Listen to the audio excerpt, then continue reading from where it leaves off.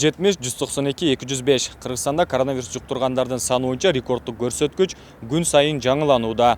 Бул деттен каза болгондордун саны 40-ка жетти. Мындан улам абал өзгөрбөй турган болсо, чектөө чаралары күчөтүлүшү мүмкүндүгү айтылууда. Бирок жарандар буга моралдык, финансылык жактан даярдыгы канчалык?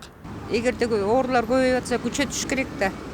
Биз баары бир эле моундай балдар менен жүрүп атабыз, бул аябай коркунучтуу деп ойлоп атам. Эгер күчөтсө биз кантип турмуш тиричилигибиз кандай болот? Думаю, нет, так как я знаю по своему отцу, как ему давался сложно карантин. Ну вообще, как я знаю, людям довольно сложно дается этот карантин. Мне кажется, нет. Азыр элдин баарында эле кризис болуп калды. Акча жок, жумуш жок, уже жумуштар токтоду. Финансылык жактан, моралдык жактан буга даярсызбы? Биз уже бир эмеден этаптан өттүк да. Уже экинчисине даярдайлбыз деп ойлойм. Анткени балдардын өзүбүздүн коопсуздугубузду сакташыбыз керек. Финансылык жактан жок, моралдык жактан деле үйдө бекер отура берген, айрыкча квартирада жашагандарга кыйын да. Жок. Даярдык жок, Жок.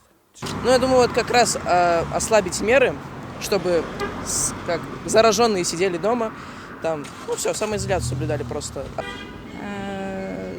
Эгерде көбөйүп чындыгында эле кишилер ооруп атса, жертвалар көп болуп атса, анда токтотуш керек, кайра жабыш керек баарын. Мен ошондой деп ойлоп атам. Ну да. Почему? Потому что, чтоб не заболеть.